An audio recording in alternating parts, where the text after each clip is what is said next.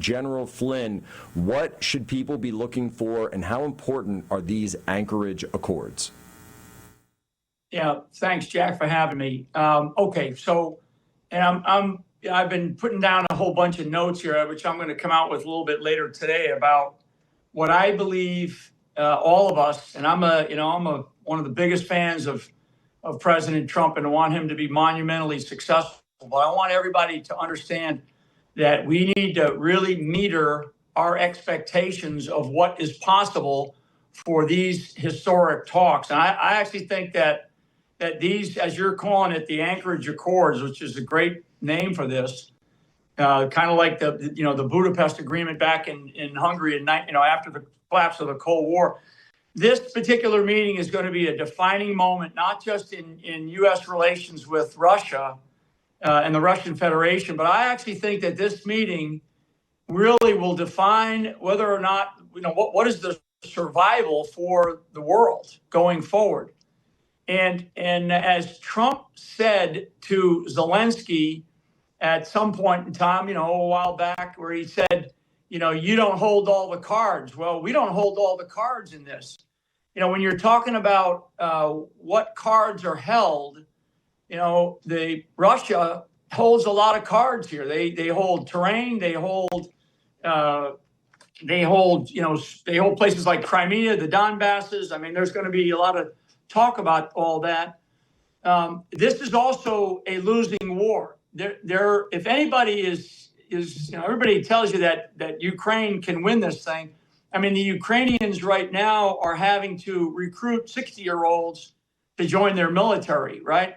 So this is a losing war, and the spoils usually go to the winner. So Trump is going into a meeting where, as he's going to discuss with Putin, he doesn't hold cards where he's in a winning position. What Trump is in, is he's in a winning position with a strong economy and strong leadership. And I do believe that Putin desires actually desperately, in some cases, I believe, a relationship with the United States of America. The incremental approach of NATO on the Russian Federation frontier since the collapse of the Soviet Union and the end of the Cold War, we frankly have been lying to Russia for the better part of 25 years, or actually longer than that now, almost 35 years. So where we said, well, there will be no, Baker was the one that said it, and we agreed to it in Budapest, where we would not spread NATO into the frontiers of the Russian Federation, and in fact, we did. You're showing a very important figure right now, Ronald Reagan.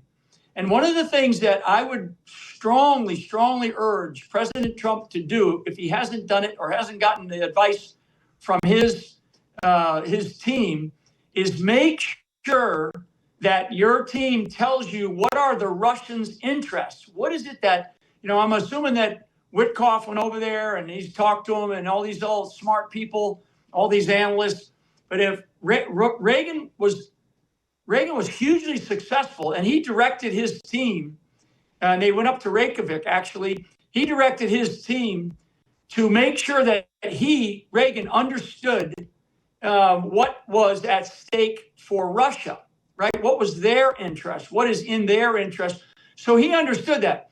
The other thing that Reagan did, and I learned this from a person who was on that team just in the last 24 hours. So a person who actually was on the team that went to Reykjavik with Reagan and Gorbachev, as you're showing it there. One of the things that Reagan told his team was, do not, basically get out in front of my skis. Do not push any buttons unless I say so. Otherwise, and do not leak, right? Otherwise, you will be immediately dismissed, and sent home, kind of thing. This is it's that important of a meeting. I want President Trump to be hugely successful, but this is not a time to be beating our chest or patting ourselves on the back. And if it were me advising President Trump, and I know that he listens to your show, Jack, that I would, because Putin understands English perfectly, He doesn't like to do it in forums sometimes because it's a, it's a matter of, it's a sort of a point of pride, if you will. It's the way he operates. What I would do, Jack, is I would throw everybody out of the room and I would just leave myself. I would recommend to Trump leave himself with Putin and have a sort of a man-to-man conversation about what is it that we want to achieve? What are we willing to achieve? Now, if I have a minute, Jack, to talk about Zelensky, because, we're talking about Ukraine and, of course, the president of I don't know if I have a minute to go through a couple of things on Zelensky. These are important. Please go right ahead, General. Okay, so people are going to say, and the Europeans are going to go, why isn't Zelensky there? Zelensky, number one, he declared martial law, and they ought to really have another presidential election, and so Zelensky, in a way, has put himself in a position where, you don't know what to believe when it comes to Zelensky. I can tell you because in another part of my life, we have filed in court almost a $42 billion whistleblower case against that man right there, against Ukraine, for just severe levels of corruption and money laundering that have gone through Ukraine. So that's just one among many. But Zelensky, he jeopardized world peace by having that drone attack. People have to remember the drone attack that attacked one of the legs of Russia's nuclear triad, which was really dangerous. And we still don't know whether or not the U.S. was informed about it, but he did that. That was not a smart move on his part. This is also the man that on one day will agree to give territory for peace, and then the next day, he doesn't want to have any trade agreements. I mean, he flip-flops and has flip-flopped a lot. And I'm just reading off some things here that I wrote down. This is a man, Zelensky now, whose key military units in his own government have been using Nazi-like symbols, right, without any kind of apology. I mean, so, when we talk And about General the Flynn, type in of fact, people- that same ahead. unit, the Azov Battalion, I'm seeing reports now that they've been forward deployed to these collapsing front lines. They're sending the Azovs back in because that's how bad some of the Russian breakouts and salients are getting in those eastern Donbass regions.